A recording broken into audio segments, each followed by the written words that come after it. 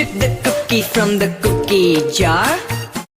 Welcome back to the Cookie Jar series. I wanted to upload a very quick short of what I think is going to happen in From Season 5, our alleged last season.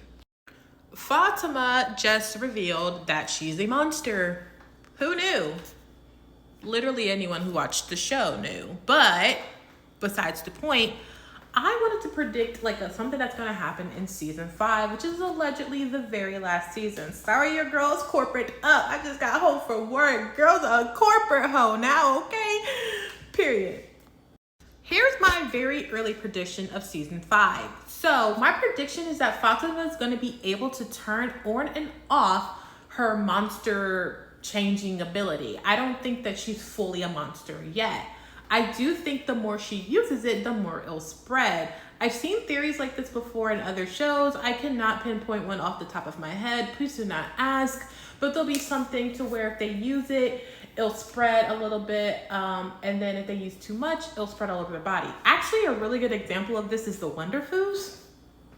Yeah, I will pull that one out of a hat.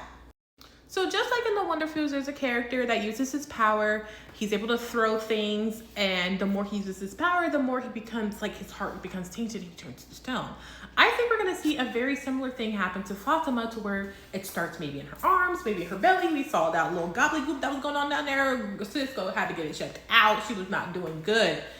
And I think the more she'll use it, the more it'll spread. So I think when she stopped, the more she'll maybe have something up to her chest, and then maybe her throat. I mean, we saw the same thing happen a little bit in K-pop Demon Hunters, where her scars were spreading, and then if it reached all the way up, she was going to turn full demon.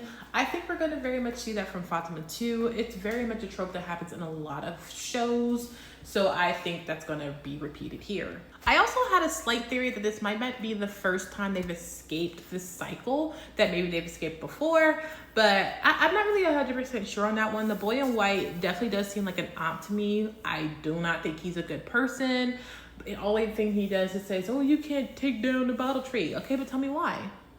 Why, bitch? And what's your name, ho? What is your name? Why does every character have a name but you? Not even Sophia mentions him by name. Strange when y'all been in this cycle for 200 years. I also thought it was interesting that the monsters tried to attack Tabitha and Jade when they were in the tunnels when the light was on the ceiling. We get from the start they're nocturnal animals and they only come out at night. But for creatures that have been nocturnal for over 200 years, why would you try to attack them during the day when there's broad sunlight coming through the cavern? As soon as the tree was gone, he goes, well, this is going to be fun, thinking that he's about to kill Tabitha and Jade. The moment they step out into the sunlight, they get hurt. They're not even hurt. They're kind of just the sun is bothering me type shit. And then they step back and then they just kind of go, oh, they can't go into the sun. But again, they're not necessarily hurt by it the way you would normally see creatures that do not come out during the day are. They kind of really act more like raccoons or like bats during the day than anything. I just thought it was strange that the monsters didn't know that they couldn't step out in the light. They just seemed like, well, we knew that. You guys can only come out at night, so why would you even try coming out during the day? I have a theory that the man in yellow told them, oh, you can't come out during the day, even though they very much can, because they didn't technically get hurt. Again, they were more acting like an animal that is nocturnal than a vampire creature. I've seen movies like The Descendant where it was nocturnal animals that only come out at night, and when it came out to the sun, it was just too bright to go outside. They couldn't see. It was like they were blind, but not like they were hurt and it was impossible. It was just more of an annoyance. And I think that's what's going on with these monsters here, is that it's more of an annoyance or they're just blind. I also thought it maybe have meant that these monsters are somehow newer. We've seen the mailman guy since pretty much episode 1, but all the other monsters seem to change out from time to time. So I was thinking that maybe some of the monsters are newer monsters and maybe they just didn't know that they can come out into the light. Another theory that I kind of picked up on was Smiley didn't seem to know that Fatima was a monster. He was just interesting. And another thing about Smiley, something going on with that bitch. I don't know what, but somehow he is different from all the other monsters. They make it very much clear that that is their leader. And maybe it's because he was made originally a different way. All the other monsters seem to come by either the sacrifice or maybe the man in yellow made them, but maybe Smiley somehow was made differently. This just makes me think that Smiley came into the world via another person, like Fatima, in a different life cycle. Which just further like cements my theory that none of the monsters really know what's going on there. They just know that they have to eat humans and the people in the town are prey because that's a part of their deal. I also thought about what happens to the monsters if the man in yellow can't hold up to his deal. Obviously, they made a deal saying that they'll live forever, but the conditions are you don't come out during the day and you eat these people in the town. But what happens when this cycle is broken and they don't have any food? Do the monsters die? Do they return back to human? Like, what happens with that?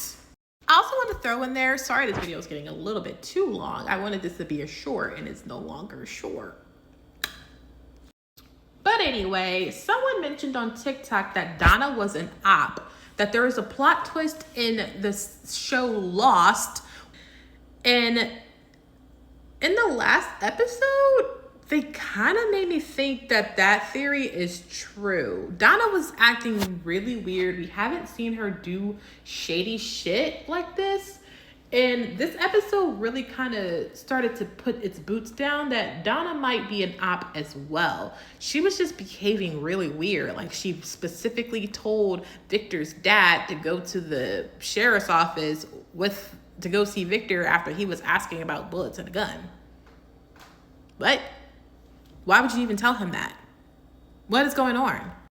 Also, there seems to be very clear rules on how to get to the town. It's the owner said that anyone who just so happens to hear the cry of the town gets sucked into the town, and that they're all just collateral damage. But it also seems to have another fact that you have to be going through some sort of traumatic experience. Most everyone there, their story ends up being that they were going through something, right? With Tabitha, they were going through a divorce. With Christy, she was running from drugs. Sheriff Boyd was working too much and is, trying to save his marriage. Everyone has something that they were going through outside of the people on the bus because, they were just dragged there because Elgin and, the town needed certain people. But Donna, what was her backstory again? She was in the woods hunting and she just so happened to come by the town. But did you even see the tree? Did they I really do have to go back and rewatch it because I know the creator said a lot of the answers are answered in season 1 and you're going to find more clues when you go back. Someone also mentioned that the show might be out of order, which I also believe. There are some things that happen where I'm like, well, that just doesn't make sense because this just happened. So I do believe that it could be out of order. We could be seeing things in different ways, but I don't know. Donna just been acting really weird. And where the fuck was everybody at when Sophia and old big piggy bitch was over here collecting talismans during the day? We always get shots of the colony house. Almost always. And every time we have shots of the colony house, it's full of fucking people. So you want to tell me that in the middle of daylight, when there's always hundreds of people at the colony house, I can get it since someone wasn't home because there's a lot of shit happening and they were knocking down a tree. But during the middle of the day, y'all went to everyone's house in the colony house and was able to collect all the talismans without being seen? Where was everybody at? We even have a shot of Ethan in the colony house with other people and then somehow no one's there to see them collect these talismans. What? Y'all didn't notice that big piggy bitch carrying Elgin's dead-ass body? What are we talking about here? Also, where is everybody's car? Where is everybody's car? I know they said that everybody shows up in the car. That's the first rule. Everybody sees the tree. That's the second rule. But why the fuck do we only have 4 vehicles? If everyone had a car, why aren't we using them? Why? out of gas or something. I don't know. I don't get it, because we see a graveyard full of old ass vehicles like Victor's car and all the other people's car, the men in yellow, all this good stuff. We see the RV is still very much in the forest. We see some cars. We see the ambulance that Tabitha came back in. We see some cars.